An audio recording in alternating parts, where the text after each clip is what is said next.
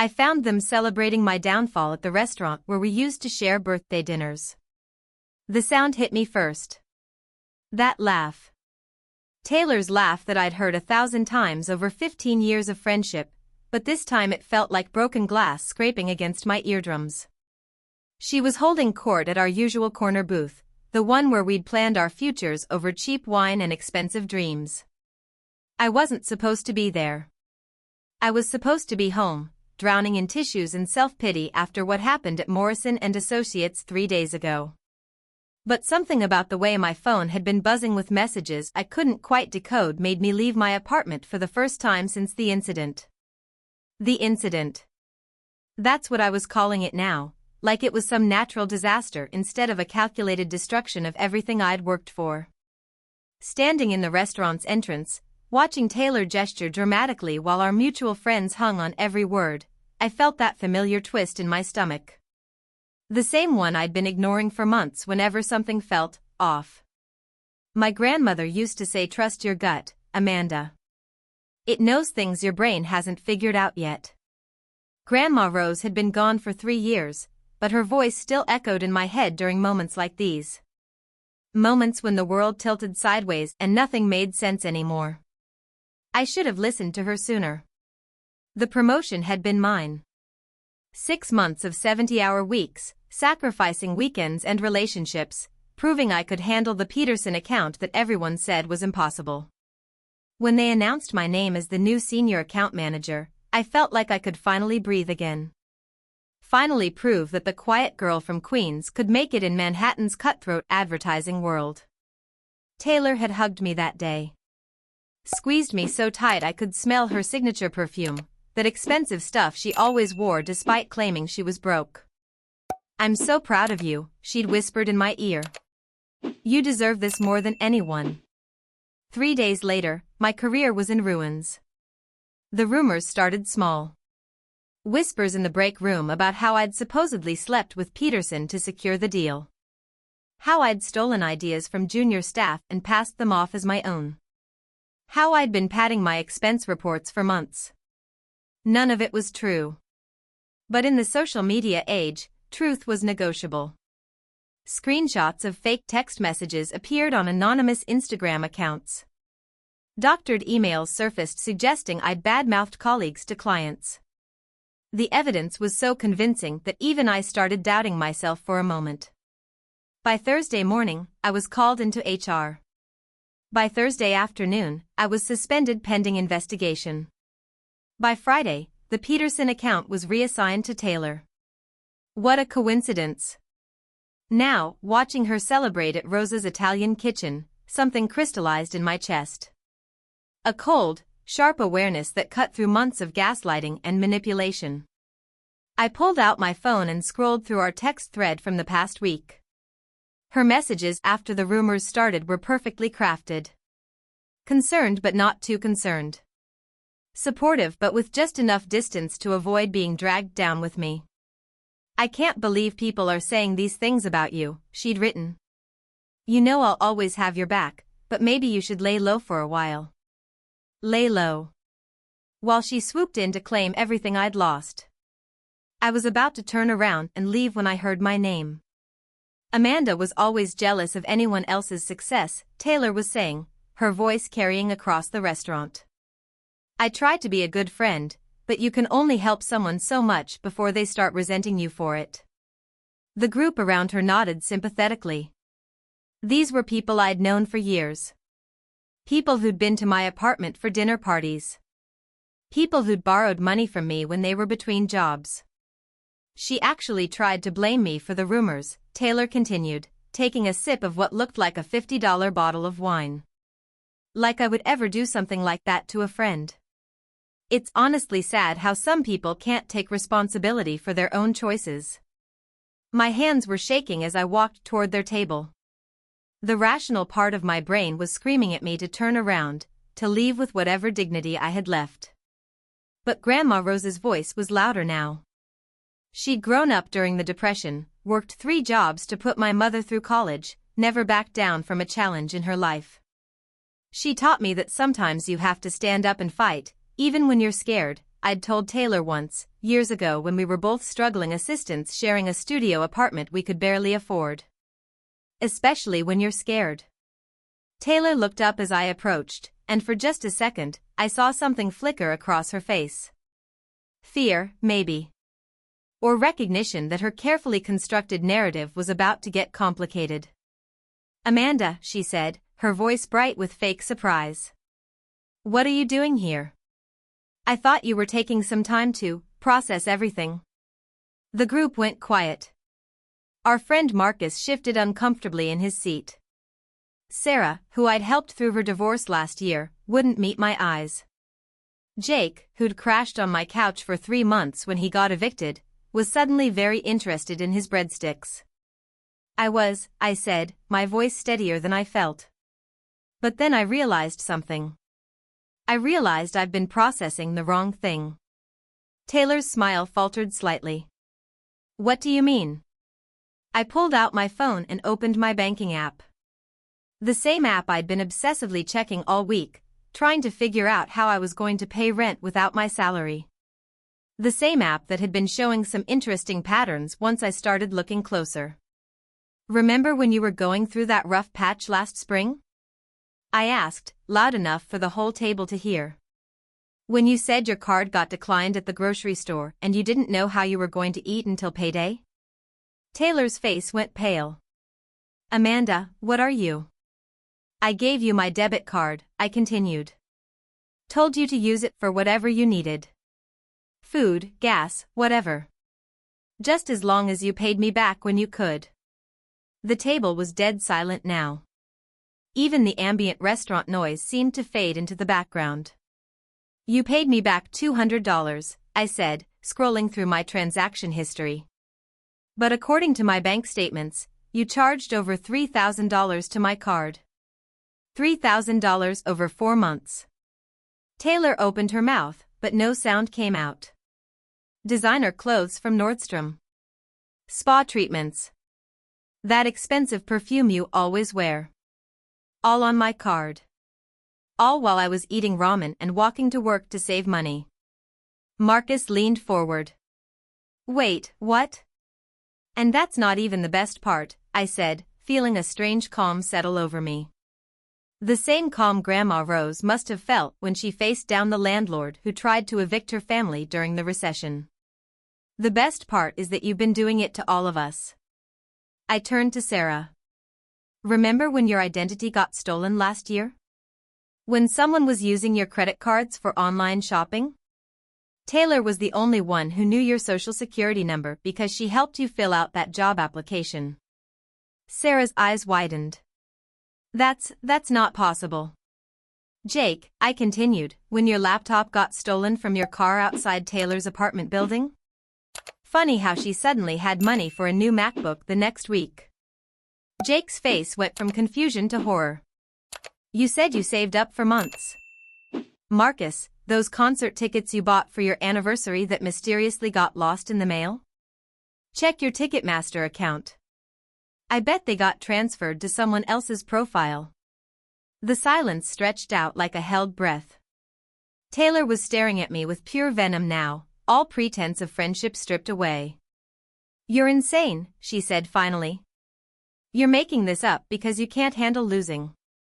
"Am I?" I pulled up my email and showed the screen to the table. "Because I spent the last 3 days doing something I should have done months ago." I actually looked at the evidence. The email thread was damning.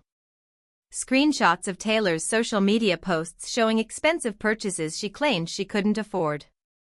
Bank records I'd subpoenaed through a lawyer friend showing suspicious patterns. Most damning of all, a series of messages between Taylor and someone named Devlin PR offering to create strategic reputation management campaigns for $5,000. "Professional character assassination," I said, reading from the email. "Complete social media strategy to discredit target subject.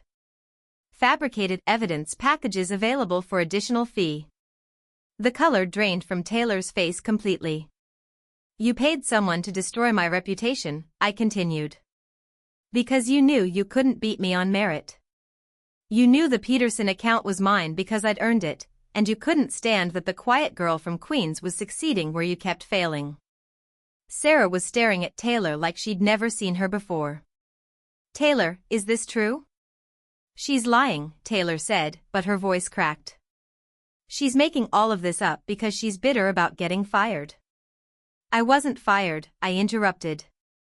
I was suspended pending investigation. And guess what? The investigation cleared me yesterday. Turns out when you actually examine fake evidence, it falls apart pretty quickly. That wasn't entirely true. The investigation was still ongoing, but I'd gotten a call from my lawyer that morning saying things were looking promising. Sometimes you had to bend the truth to break through someone else's lies. Taylor stood up abruptly, grabbing her purse. I don't have to listen to this. Actually, you do, said a voice from behind me. I turned to see Marcus holding up his phone, the screen showing a recording app that had been running. I've been recording this whole conversation, he said quietly. Because something about tonight felt off. The way you were talking about Amanda didn't sound like the Taylor I thought I knew. Taylor's eyes went wide with panic. You can't, that's illegal. Not in New York, Marcus said. One-party consent state. And I'm definitely consenting to record this conversation. The restaurant around us had gone completely quiet. Other diners were staring now, probably wondering if they should call management or just enjoy the show. Here's what's going to happen, I said, my voice steady and clear. You're going to pay back every penny you stole from all of us. With interest. You're going to publicly apologize for the lies you spread about me. And you're going to stay the hell away from all of us for the rest of your miserable life. Taylor's mask finally slipped completely. The sweet, supportive friend I'd known for 15 years was gone, replaced by someone I didn't recognize. Someone cruel and desperate and cornered. You think you're so much better than me, she hissed. Miss Perfect with her perfect job and her perfect reputation. You have no idea what it's like to work twice as hard and get half the credit. To watch people like you coast through life while people like me have to fight for scraps. People like me? I felt something dangerous rising in my chest. You mean people who work 70-hour weeks instead of spending their time plotting against their friends? People who build their careers through competence instead of sabotage? You got lucky, Taylor spat. The Peterson account, the promotion, all of it. You were in the right place at the right time and now you think you earned it. That's when I lost it. Not in a screaming, dramatic way. But in a cold, calculated way that would have made Grandma Rose proud. You want to know about luck? I said, my voice dropping to barely above a whisper. I grew up in a one-bedroom apartment with my mother and grandmother. I worked 3 jobs through college while you partied on your parents' credit card. I've been saving money since I was 16 because I knew nobody was going to hand me anything. I pulled out my wallet and showed her my business cards. Not the Morrison and Associates ones that were probably getting shredded right now, but the other ones. The ones for the consulting firm I'd been building on nights and weekends for the past 2 years. While you were busy trying to destroy my reputation at Morrison, I've been building something bigger. Something that doesn't depend on office politics or fake friends or anyone's approval but my own. Taylor stared at the cards like they were written in a foreign language. The Peterson account wasn't lucky, I continued. It was a test run for my own company. Peterson liked my work so much he's already agreed to move his business to my firm once my non-compete expires. Along with 3 other clients who got to see what I could do. The truth was, I'd been planning my exit from Morrison for months. The promotion had been nice, but it wasn't my end game. Taylor's sabotage had actually accelerated my timeline, forcing me to make the leap I'd been too scared to make on my own. So thank you, I said, putting my wallet away. Thank you for showing me who you really are. Thank you for removing any guilt I might have felt about leaving you behind. And thank you for giving me the push I needed to stop playing other people's games and start winning my own.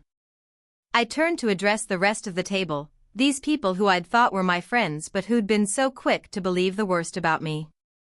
As for all of you, I said, I hope you figure out what kind of people you want to be. Because right now, you're the kind who stay silent while someone gets torn down, and that's not a good look on anyone. Sarah started to say something, but I held up my hand. Save it. If you believed in me half as much as you believed in gossip, we wouldn't be here right now. I walked away from that table with my head high and my heart pounding. Behind me, I could hear urgent whispered conversations starting up, voices raised in accusation and defense. But I didn't look back. Outside the restaurant, the November air felt sharp and clean in my lungs. My phone was already buzzing with texts from Marcus, asking if I was okay, saying he was sorry, asking if we could talk. Then one from Sarah. Then Jake. But nothing from Taylor. I walked the 12 blocks home through the city I'd learned to love and conquer, past the coffee shop where I'd written my first business plan, past the office building where I'd had my first real job, past all the places that had shaped me into someone strong enough to stand up for herself. My apartment felt different when I walked in. Lighter, somehow. Like the weight of toxic friendship had been lifted from the air itself. I poured myself a glass of wine and sat at my kitchen table with my laptop. There were emails to answer, clients to call, a future to build. The investigation at Morrison would probably clear me within the week, but it didn't matter anymore. I wasn't going back. 3 months later, Rose Consulting had its first office space in Manhattan. Peterson and Associates was my anchor client, and word of mouth had brought in 6 more accounts. I hired 2 employees, both of them young women who reminded me of myself at their age, hungry, talented, and tired of being underestimated. Marcus became my first marketing contractor after leaving Morrison himself, disgusted by the company's handling of the whole situation. Sarah apologized properly and we rebuilt our friendship slowly, carefully. Jake moved to California and we lost touch, which was probably for the best. Taylor disappeared from our social circle entirely. I heard through the grapevine that she'd been let go from Morrison after the Peterson account complained about her work quality. Someone said she'd moved back in with her parents in Connecticut. I felt something that wasn't quite satisfaction and wasn't quite pity. Mostly, I felt free. The recording Marcus made never went viral, but it didn't need to. Sometimes the most powerful victories are the quiet ones, the ones that happen in corner booths and conference rooms and the space between who you used to be and who you're becoming. I kept Grandma Rose's picture on my desk in the new office. Not as a memorial, but as a reminder. A reminder that strength doesn't always look like what people expect. Sometimes it looks like a quiet girl from Queens who finally stops apologizing for taking up space. Sometimes it looks like trusting your gut when everyone else is telling you you're wrong. Sometimes it looks like walking away from people who were never really your friends in the first place. My story isn't unique. Toxic friendships, workplace betrayal, the slow poison of people who smile while they undermine you, it happens to more of us than we want to admit. But here's what I learned: the people who try to tear you down are usually the ones most afraid of your potential. They see something in you that they wish they had, and instead of building themselves up, they try to drag you down to their level. Don't let them. Trust your instincts, document everything, and remember that sometimes the best revenge is simply succeeding without them. Hit subscribe if this story resonated with you.